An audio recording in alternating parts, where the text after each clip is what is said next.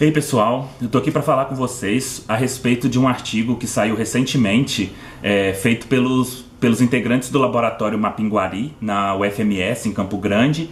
E esse artigo também ele é fruto do segundo capítulo do meu mestrado, que eu fiz em Viçosa.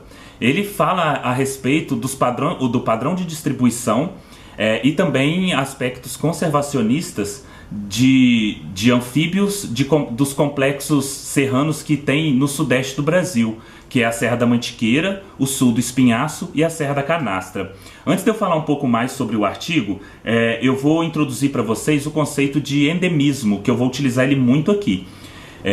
Uma espécie endêmica é quando ela é restrita a uma área ou uma região. Por exemplo, uma espécie que é endêmica da Serra de Ibitipoca quer dizer que ela só foi registrada até hoje em Ibitipoca. Mas eu também posso abranger esse conceito, por exemplo, e falar que ela é endêmica do Brasil, que ela é endêmica do Cerrado, por exemplo. Nesse trabalho, a gente trabalhou com as espécies que ocorrem em vários picos serranos nesses complexos. Por exemplo, na Serra da Mantiqueira Sul, nós temos vários picos serranos, como Juiz de Fora, Ibitipoca, Serra Negra, Itatiaia. Na Mantiqueira Norte também nós temos a Serra do Brigadeiro, o Pico da Bandeira, que é no Caparaó, né? Nós temos o sul do Espinhaço, com a Serra do Cipó, Ouro Preto, Ouro Branco, né? E a Serra da Canastra. Então, para a gente fazer isso, eu olhei a lista de espécie desses picos serranos e com isso a gente conseguiu ver um padrão na distribuição dessas espécies e também ver quais são essas espécies endêmicas e um pouco sobre elas, né? No trabalho também a gente apresenta uma tabela com as localidades analisadas, né? A altitude, o número de espécies que a gente utilizou nas análises que a gente fez e a referência de onde a gente tirou essas espécies, né? Como resultado, a gente teve 182 espécies distribuídas nesses complexos serranos, sendo que 64 são endêmicas da Mantiqueira, do Espinhaço ou da Serra da Canastra, né?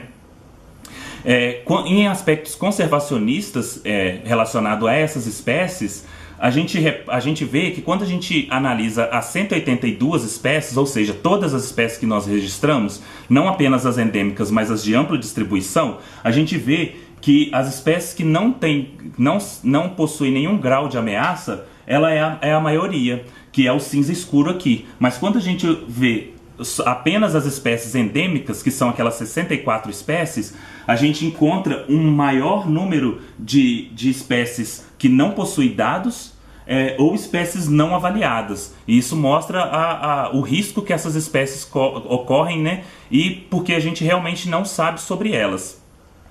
Falando um pouco sobre a biogeografia dessas regiões, né? O Pico do Itatiaia, né, no complexo da Mantiqueira Sul, é a região que possui maior número de espécies endêmicas. Ela possui 9 espécies endêmicas, ou seja, são restritas à Serra do Itatiaia. A Canastra também apresenta 5 espécies endêmicas dela.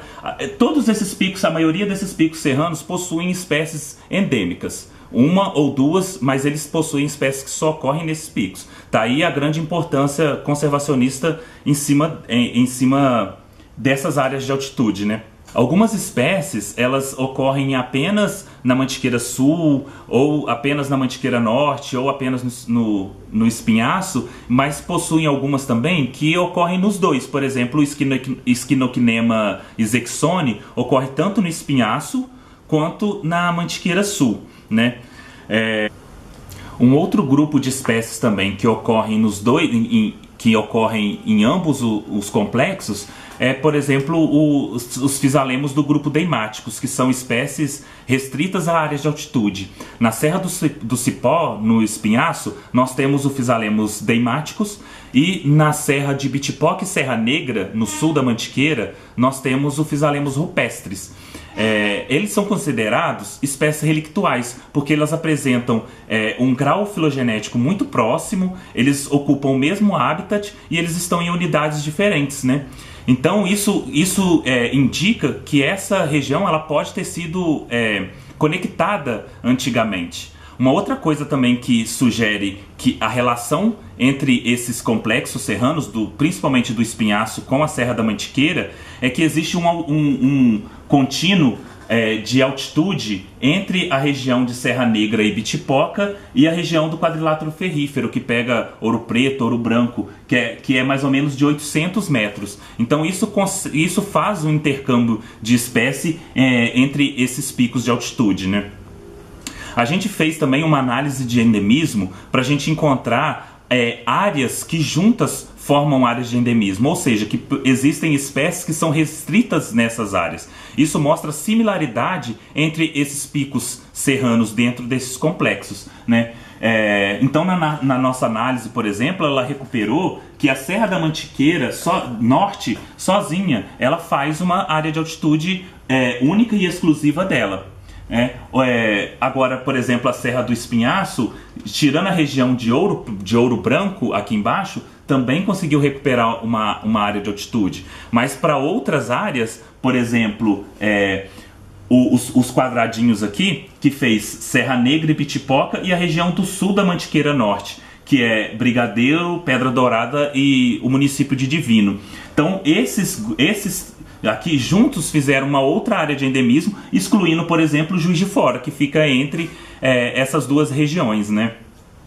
E isso tudo a gente discute no artigo mesmo, no corpo do artigo, então vale a pena dar uma olhada. E também no material suplementar, a última coisa do trabalho, a gente tem uma tabela que mostra quais são as espécies endêmicas desses picos de altitude, aquelas 64 espécies que eu falei, e de onde e qual é a região de endemismo. Por exemplo, o Brachycephalus darkside, ele é endêmico da Serra do Brigadeiro. O Oloadei bradei é endêmico do Itatiaia, né? Então isso é uma boa ajuda para quem trabalha, principalmente para quem trabalha na região. Então é isso, pessoal. Se vocês quiserem acessar o artigo e ler o artigo, a gente vai deixar ele também aqui na descrição do vídeo, vai deixar o material suplementar também. E siga nas redes sociais aí o pessoal do Mapinguari, no Instagram, no Facebook, e aí você vai ver a gente divulgando nossos trabalhos mais vezes aí. Muito obrigado, valeu!